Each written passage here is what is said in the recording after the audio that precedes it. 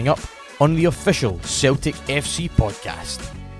Scottish screenwriter Danny McCann speaks about his film and TV career, his latest project, and his love for Celtic.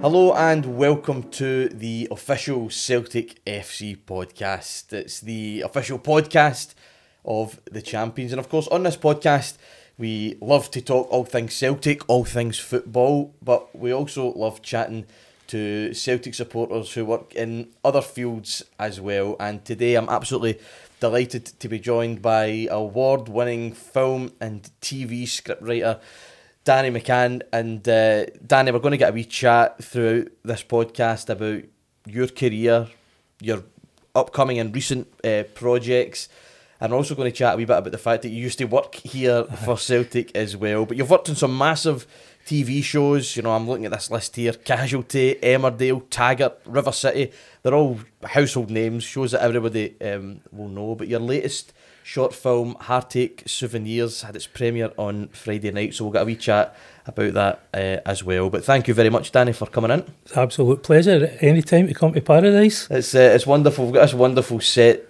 studio here with this wonderful background. When I came down to meet you down the stairs in the reception, you were chatting away to Willie McStay, who's another good Celtic man. It's just a thrill, isn't it, to come into this place, come and walking up the tunnel and so on. It's fantastic. I mean, when I come in there and I parked where my office used to be, where the old school was. We had a wee building behind that. Yeah. And it was great meeting Willie. As I said there, he's my second favourite ever Celtic right back. Yeah. But that's only because Anton Rogan wasn't in the building. We'll chat a wee bit about this in terms of the work that you used to do here. You used to work for the Celtic View back in the 1980s, so we'll get a wee chat about what that was like. But coming closer, looking at your career, your script writing career, you've written, like I say, for a whole number of TV shows through the years, lots of film credits in there as well. But I'm just wondering, take us back to the start.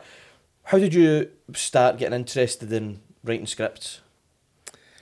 Well, I had always told people I was a writer, but I'd never written anything. You know, that way I'm a writer. And I liked, the closest I got to writing was standing in pubs telling people stories. And one of the other guys who used to stand in the same pubs as me and tell stories was Peter McDougall, the great Scottish screenwriter. And so try to come up with stories that were better than Peter's. It was impossible, couldn't do it. But then the truth is that my son was born when I was 30 years old, and I was sitting watching TV with him in my lap one day, and Hillsborough disaster happened. And I thought, the world, there's so much going on in this world. I need to get things done now. So I started writing, and I wrote a script. I took 5 days in my arrogance to write a feature-length script and sent it to BBC Scotland. And as luck would have it, a wonderful woman there called Julie Fraser read it. And she phoned me up and basically said, Danny, this is rubbish, but we think you might have something. So that started me off on a whole track. I went to meet Julie and ended up doing a couple of courses with the 784 Theatre Company, then the Traverse Theatre. Did a couple of stage plays, and that got a wee bit of attention. Then did my first short film, I think, called A Small Deposit, which was BAFTA nominated. Wow. Came second in the BAFTAs to Peter Capaldi's film, which won an Oscar. So I always think if Peter hadn't done that film that year, we might have had an Oscar. But through that, I got an agent and then got into television, and it just kind of went on from there. It's interesting. I was going to ask, can you remember the first script that you wrote? But it's hard to say, do you remember the first thing that you wrote? Because even if you're at school, you're writing stories and stuff like that. But you're saying that first script. I'm interested in that moment though. You're sitting, this at 1989, the Hillsborough disaster happens. It's a real tragic moment. But that was enough to just spur you to think, no, I need to do something here. Aye, well, 96 or 97 people went out to watch football that morning. Like I did most other Saturdays and didn't go home. And it just makes you think there's no time like now. And it made, it was a case of what do you really want to do with your life? And I had started a family and I thought, how can I really provide for my family? And both of those came together. And I wrote, as I said, that thing that I wrote and sent to BBC Scotland was called The Big Man. And very much like Heartache Souvenirs, which you've seen now. Yeah. It was about a guy coming back to his hometown, and things had changed. Yeah. And that was it. I just thought, because I've lived in Greenock almost my entire life. I had a wee spell in Dundee and an even shorter spell in London, but Greenock's always been home to me. But Greenock's one of these places that people say you need to leave to get on in life, and I don't necessarily believe that. And I keep writing things that proves, or trying to prove, you don't need to leave Greenock. I'm not saying that I'm the example, but the characters and the things that I write are the examples. Well, that's interesting. We'll talk about Heartache Souvenirs. It's obviously set in your hometown, and we'll chat a wee bit about that idea about, you sort of write. You hear this cliche banded around a lot of times, write about what you know, but certainly in terms of where it's set, location-wise, it's set in your hometown. We'll come back to that in terms of the Heartache Souvenirs, because it's an interesting topic of conversation. The film has only just been released the last couple of days, and it's receiving a lot of good feedback. But going back to those early sort of days in your career, like I say, when I'm looking through your IMDb page, that's how you know you're big time. You've got the IMDb page. That's when you know. Looking at the credits. Taggart, Emmerdale, Casualty, River City. These are obviously all programmes which are staples of a sort of evening viewing in this country. How does that come about? Are you writing off your own back, coming up with episode ideas, or are people coming to you from these shows and requesting you to write specific episodes? Well, it's kind of mixed. It's a mix, really. Like, to go way back to the very start, I wrote on a series for Sky called Dream Team, and it was about, was it Harchester? Harchester Rovers? United, aye. So that was a fantastic programme, by the way. So that was, I think that was my first TV writing job. That was just before I did the Taggart thing. But I had a good agent. Yeah. That was the thing I was with. I actually... when I first got my first agent was a woman called Sheila Lemon, who was a legend from ATV days away back in the 60s. She was a legend in the television industry. I remember a producer at BBC Scotland saying, "How did you get her as an agent?" Right, and it was basically based on a couple of scripts I had sent her, and the fact that we had done well with A Small Deposit. And through her, Sky were looking for people who could write drama and knew a wee bit about football. Aye. So I ended up on Dream Team and loved it. And were you working on that the entire time that was on then? No, I was on it the very first year of it. Right. I can't remember how many episodes of it I wrote, but I wrote a few episodes that first year. But being a novice to television, when I then get the opportunity to write for Taggart, I gave up Dream Team. I didn't know you could be doing two at the same time. Right, okay. So, but I went away and I did, that was a feature-length Taggart. And that was, in the 90s. And I did that and I sat back and thought, and it got the roses in the Sunday Mail. I thought, I've made it here. So I sat back thinking, I've got a TV career. Yeah. But Taggart never phoned me again. So I ended up then just, I did another couple of sort of theatre things just to keep, well, not just to keep the hand in, to get the stories out there. And they did okay, and people kept in touch. And through that, I got to meet London Weekend Television producers there, and I had an idea at the time again about football. It's called Sidekicks, and it was a series idea about two brothers from very lower working class backgrounds who made it in football. And they were both professional footballers, and it was how their families couldn't get used to them having the money.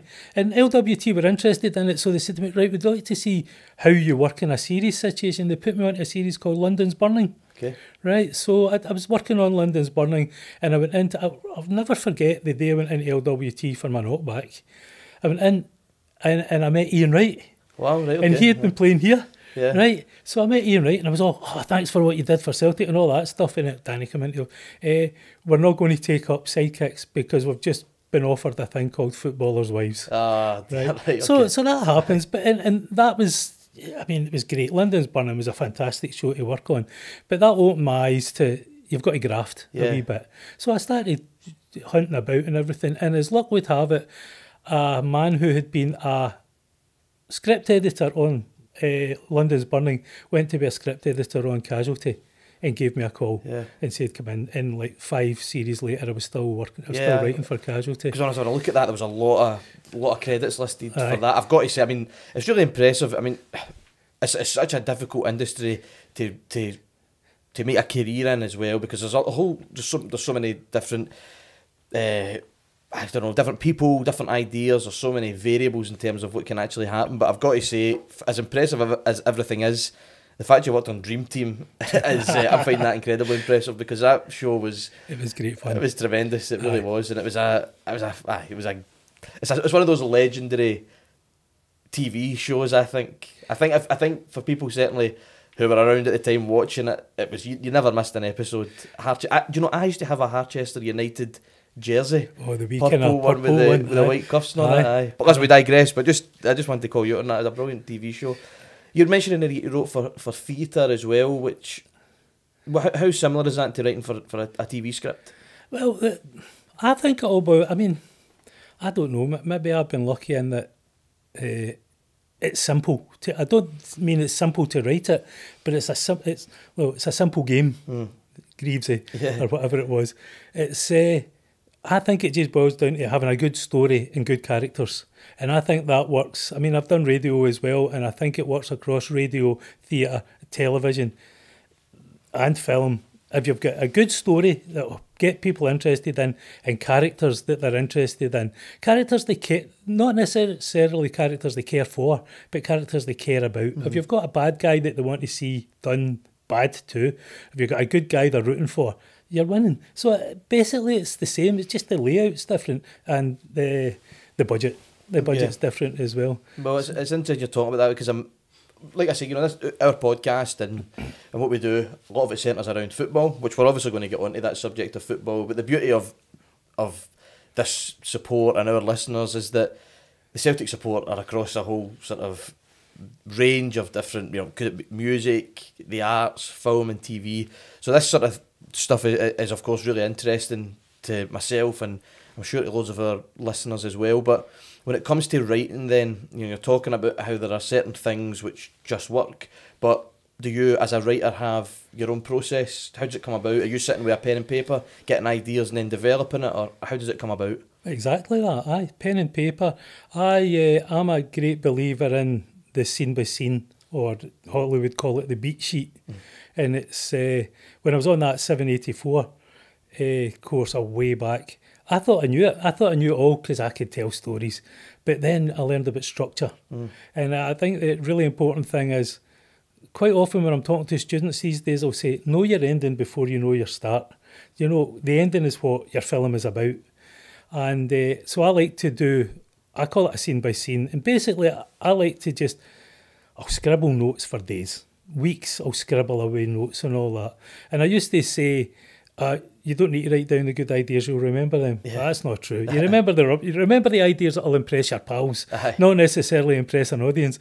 So what I then do is I get all my notes and I go to the index cards and I write out what I think is a scene on index cards, and then I'll place them on the floor of my office and move them about and stuff, like a pack of cards. So then I'll end up with, for say an hour of television, an hour of TV, you're going to have like maybe 70 scenes. Yeah. So you'll end up with 70 cards, and I'll then type them up. But each card just becomes a sentence.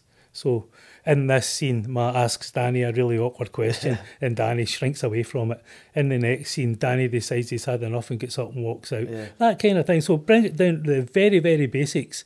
So then when I come to type up, I write my first draft. It's great fun because I'm just writing all the brilliant dialogue. Yeah. And I suppose as a writer, is that where it becomes... the whole process, of course, is enjoyable, but is that the part that really appeals to you in terms of writing the dialogue, or is it the initial idea that's the most enjoyable for you? Well, the first draft is the fun. I mean, at the moment, I'm writing an episode of River City. Okay. And what happens on a long-running drama like that is that they have a story team who come up with all the story ideas and then break that down into episodes. And for this one I'm working on, for example, there are 4.5 stories touched on in that episode. So the story team will send us, here's your A story, B story, C story kind of idea. And what we do then is we break that down into scenes and send it back to the script department for their approval. Yeah, we like this, go on with it. And then you write your first draft and it goes in. and they come back to you and say, well, we like this, but... Yeah, So then you do your second draft. I'm on a third draft at the moment, and it's fun again. You know, Yeah. the second draft is hard work, but the third draft is polishing it up, and it's good fun. It's incredible because you sit and watch TV, you sit and watch, you know, television programmes, films or whatever, but it's the work that goes in, like at this point of the script writing, that people you don't see, you know, you see the script writer's name in the credits or whatever, but Aye. there's a whole process, of course, that goes in before that. As a writer, you know, how difficult is it to sign off on a script, you know, because there's always this thing of like, you're never quite happy with it, the sign off, you're never quite ready to hand it over. Does that become easier the more that you've written through the years? No. It's different when you're writing for the series. Like when I was writing for Casualty, I was a co-writer on Casualty, so I was contracted to do a set number of episodes in a year, and it was hard work. I mean, it was a 12-week turnaround from them coming saying, Danny, can you do another episode for us, to them saying, right, it's ready to go. And in that 12-week period, you could be doing 7, 8, 9 drafts of it. And you've got to convince yourself eventually, it doesn't say Danny McCahan's Casualty, it says Casualty. And you've got to make it a good episode of Casualty. So once the exec producer says, this is good, you just got to accept it. Yeah. It's different though I had a film on earlier in the year on Lifetime in the US, and I've actually still not seen the complete film, but when that was finished, and when it went into production, when they were making it, I was looking back at drafts of the script thinking, oh, I should have done this, I should have done that, I should have done it. It's been a success. So that's I had the privilege of spending a day with the great theatre and television writer Alan Plater, and he says your script should always have 3 things in it: something for the audience, something for the character, and something for the writer. Right. And I bear that in mind these days, and I always put a wee bit of myself in it. That's interesting. Yeah. It's interesting to hear that as well, and to know that, you know, you get to that point and you go, I want to keep perfecting this. I suppose that's you, the sort of perfectionist in you. As a writer, do you ever spend any time on set, you know, when they're actually making the film or the show? Again, it really depends. Like recently when we were doing Heartache Souvenirs, I was on set quite a bit. But something like Casualty, it's always in your contract that the writer is allowed to. In fact, the writer gets expenses to go to the set. All right, okay. Right, but there's nothing more useless than a writer on a film set. Yeah, right. You know, because by that time everybody else has got their job. Yeah. Your bit should be done and handed over. Fair enough. Well, it leads us in perfectly then, because we're talking about Heartache Souvenirs, which is your new short film, like I say, which is just had its premiere on Friday of last week. I watched the film over the weekend, thoroughly enjoyed it. It sort of centres around the main character, Bingo, who returns home after 19 years and finds that his room is the bedroom is an important thing, and I'll mention why in a minute, but his room's exactly as he left it, but his rare Northern Soul vinyl is missing. The bedroom has to be mentioned because when he opens the door, he's greeted by his Henrik Larsson posters, which he left from when he was a boy, which I thought was a wonderful reference to a wonderful player. Well, it's in screenwriting, I think not everything can be covered in the dialogue. I think there needs to be, that was scripted. Henrik Larsson was scripted, but there are other elements in that bedroom which Jason, the producer, who is I've lost all the words. He's an art director he's an art director in television. So there are other things in that room which Jason put in there to anchor it in time, because to be honest, there's in the Slab Boys, I think it's the Slab Boys, John Byrne has a brilliant line when one of the characters opens a wardrobe and says, well, I'm a young man with a wardrobe full of clothes, the world is mine. And I've always wanted to write a wardrobe full of clothes. So which you've got in that which we have, because the whole idea was that Bingo's been away, but his mum hasn't changed his bedroom since he left. Well, let me ask you then, you're talking about the 3 elements that have to be in every script. One, something for the audience, something for the actor, and something for the writer. Was the Henrik Larsson inclusion something for Danny, or was it something that was for the audience? If you think something for everybody. Henrik Larsson is something for everybody. If you think about when he left 19 years ago, what was happening in Scotland? Henrik Larsson was happening in Scotland. Absolutely. You know? And so I'm not quite. Heartache Souvenirs is an interesting project, actually. It came from, it's a company called Rig Arts, who are a community arts charity based in Greenock, run by a wonderful woman, Karen Orr, who's all about community, and no matter where you come from, you can make art. Yeah. And she and her husband, Jason, who I mentioned there, the art director, they wanted to do a film school. And I had done a wee bit of writing for them before, and I had worked with, they use a director quite a lot, a guy called Chris Fallon. And I had worked with Chris we made a documentary about the Lee Jeans factory sit-in in the 80s. So Chris and I had made that for Rig. And when they were doing their film school, they invited me in to do some workshops and some screenwriting classes with their young students, who were all great. But it got to the stage where they needed something to make, and the kids were all new. They were all young, teenagers. They didn't have a sort of solid enough body of a script for them to make. So they asked me if I had anything. And there were some stipulations. Had to be cheap to make, and it had to be set in a particular part of Inverclyde. And so I went back to my great unpublished novel, and I brought out a chapter and just adapted that for them. It's interesting that you mentioned in Henrik, the first draft of that, it was Seville. Right. In the film, it's Bingo has just come back from Ibiza, but in the first draft, it was Seville he come back from. But it took that long that Seville was no longer 19 years ago. Fair enough, I see. It's a really interesting project, because like you're talking about the way that it sort of came about, and the fact that it's got this kind of grassroots element to how it was produced and how it was made.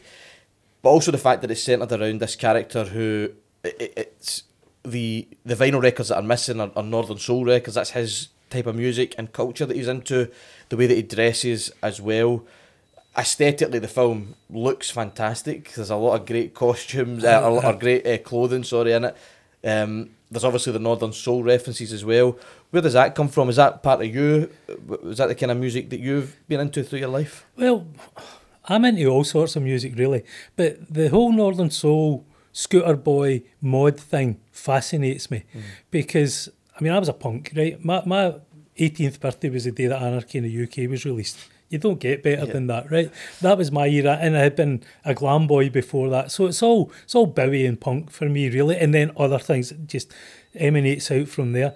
But I remember the 60s. That's how old I am. I remember the 60s, watching Adam Faith on the telly, and Georgie Fame playing away and all that. And the mod thing has stayed. Yeah. Right, so you've got the mods of the 60s, then you've got the Quadrophenia mods of the late 70s, and then you've got Scooter Boys in the 80s. Northern Soul comes up, well, Northern Soul from the 70s right through. Yeah. And I'm fascinated at the way these cultures all kind of melded together to make the people who we see in Heartache Souvenirs. Yeah. It's like that club scene in Heartache Souvenirs hopefully has covered all elements of people from that whole history of the development of the soul scene in Scotland, and it's a particularly Scottish thing as well.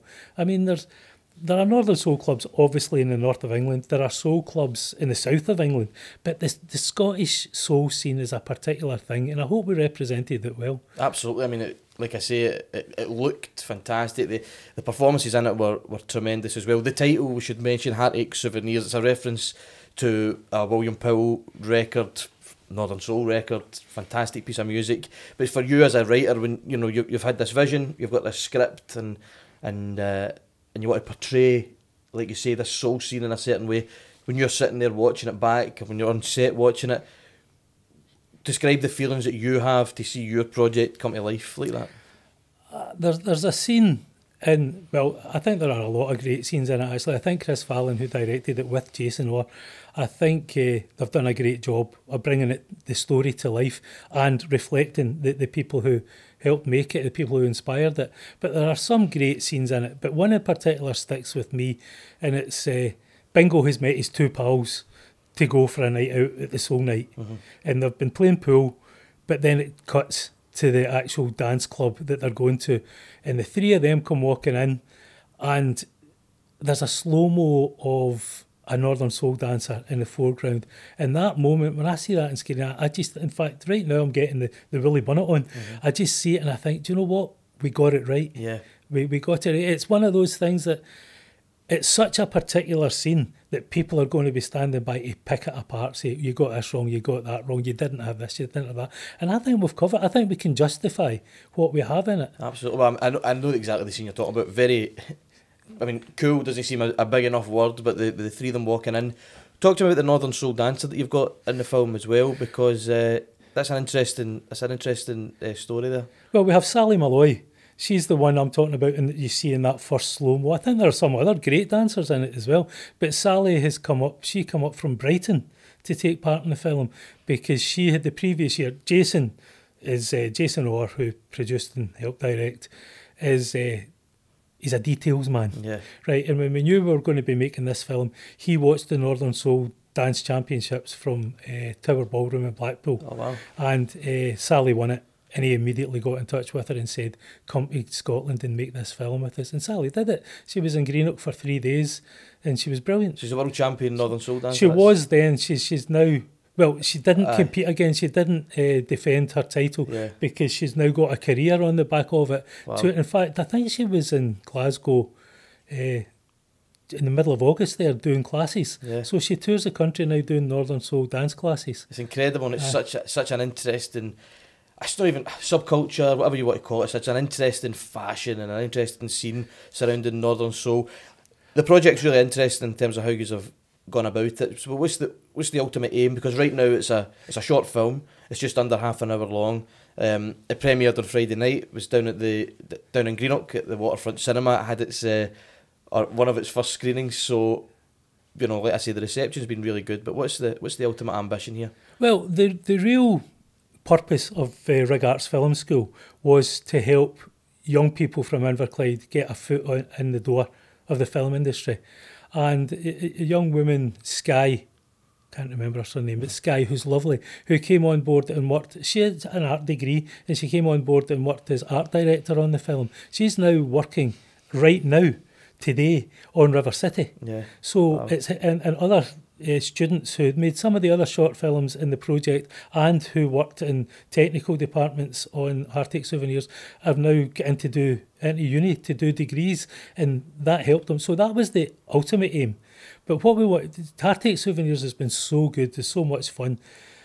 It's picking up awards. It's picked up an award at the Brighton Film Festival. It's some Phoenix Festival, other festivals. It's being noticed, and really what we want to do. There's been some talk of doing parts 2 and parts 3, but I actually think we're at a stage where it's good enough that we can get a funder to give us some money to make it into a feature. Absolutely. Have you got the full script written, or is it as I said, formulating in your mind? As I said, it's that was a chapter from my great unpublished novel. Yeah. So the stories are there, but it developed in doing the drafting with Jason and Chris for this particular film. The story is developed, and Jason himself had suggested that maybe we should do a part 2, which is Mags' story, and a part 3, which is Ruby's story. And I think that Bingo's we've all got a pal at Bingo. Yeah. He's a cool guy, you like to be about him, his partner's great, but you can't depend on him. Yeah, we've all got a pal like that. And I think that maybe it would be good to get him some redemption along the line. Absolutely. So the stories are there, but, you know, it's... The money involved is astronomical, so it's not quite pie in the sky, but it's something to reach for, you know. Well, let's hope it happens. It's worth mentioning as well, of course, that you weren't able to make the screening in Greenock because you were at a gig, and it was the Celtic View's very own Joe Sullivan. It was his band. He actually said to me to say verbatim that I should bring it up to you and say that you missed the screening of your own film because you were at the greatest band in the world. What would you say about that? Well, do you know, I don't know if they're the greatest band in the world, but I had seen James King and the Lone Wolves a couple of months earlier, and I left the gig and actually didn't tweet because I've not got Twitter, but I put it on Facebook. I said, if Glasgow ever had a rock and roll star, we saw him tonight, James King, because they are that good. Yeah. I had bought a ticket for the gig before I found out that the screening was going to happen, and then I thought, I know what happens in the film. I've seen the end of, and do you know what? There's a wee bit of nervousness as well. I was kind of a wee bit nervous to be in among the audience when they all went, boo, that's rubbish. So so I went to see Joe's band, and it was good. It was well worth it. Joe's a top man, and he got his shout out as well, so we'll be happy with that. We've spoke a bit about the film and TV side of things, so let's get into the Celtic side of things just as we sort of finish up here. Danny, we mentioned at the start that you used to work for Celtic. You worked for the Celtic View in the 1980s. What was that like? Who were some of the big names that were around about the club at that point in time? Well, I mean, it was an incredible time to be at Celtic. It was as you said there, I met Willie McStay on the way in, and the two of us reminisced a wee bit. It was a different world. It was I was going to say Scottish football was smaller. It wasn't. It couldn't be much smaller than it is now. But Celtic just seemed, although we were doing well in Europe, they just seemed to be inhabiting a smaller world. And the big names about it at the time, Tommy Burns, Danny McGrain, the greatest living Scotsman. And, Roy Aitken was the captain of the team. Brian McClare came in. Charlie Nicholas was there early on. They were great names. What were guys like Tommy and Danny? What were they like? Tommy Burns is just... you couldn't meet a better man than Tommy Burns. He was an absolute gentleman. People say Tommy never get riled, but he did. Yeah. I saw him getting riled. That jersey meant absolutely everything to him. I've seen him arguing with people in that tunnel. Yeah. I've seen him nearly throwing punches in that tunnel over things that were happening on the park. Tommy was just amazing. But he always had time. I mean, I was writing for The View, and I remember Packy Bonar in particular coming over to my office and complaining because Celtic had been beat at Tynecastle and John Robertson scored the goal, and Packy didn't like the way I had described John Robertson beating Packy Bonar, right? Beating Bonar in a certain... He come over and complained. But Tommy, on the other hand, it's ridiculous. A man of my age, one of the proudest moments in my life is when I was talking about football, and Tommy Burns said to me, you know your game, Danny. Really, that is high praise. And I just felt, that's me made. Brilliant. But there were good times, and I worked on The View. I was kind of a one-man band at the time on The View, bringing in favours from pals and stuff. And but I worked on the programme as well. And, I actually liked the programme. I enjoyed the programme better because it was more fun. You didn't get so many people stop me in the street saying, I sent a letter to The View. Why did you not publish it? Well, I couldn't publish it because you were calling, you're saying this, that, the next thing. But the programme was good. And funnily enough, when I was driving in here today, I was thinking about working on the programme. And one of the highlights for me, with this weekend coming up, I used to do a thing that I would get the players, every home game, I would ask a player to choose 3 songs that could be played at half-time, right? So we would get 3 records from him and play them at half-time. And being the period it was a lot of U2 and Simple Minds. Right, and Tommy Burns actually asked me to play Ave Maria. I was like, Tommy, I can't play that. And I said, apart from anything else, where am I going to get it? He said, I'll bring mine in. He's bringing the record back. So, but one of the great memories is Brian McClare, who became a really good pal, a good pal of mine. And I chose him for a Celtic and Rangers home game to choose 3 records to be played at half-time.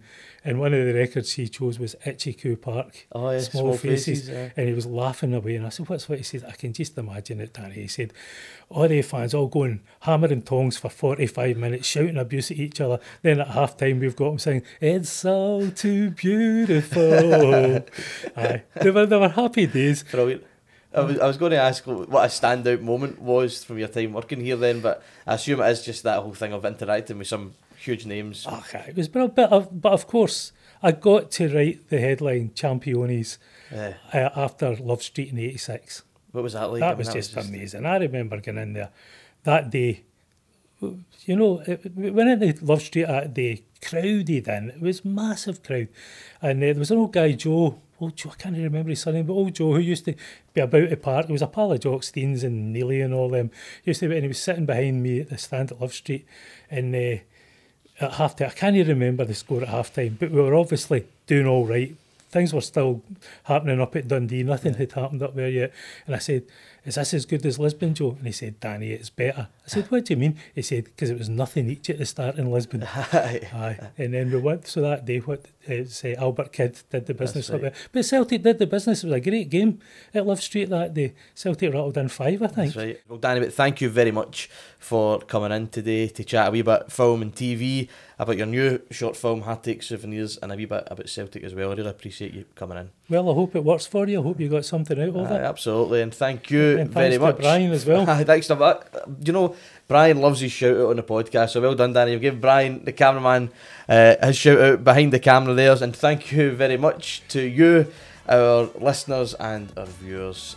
We hope that you've enjoyed this episode of the official Celtic FC podcast. Make sure you like, follow and subscribe wherever you get your podcasts. Thank you very much, and hail hail.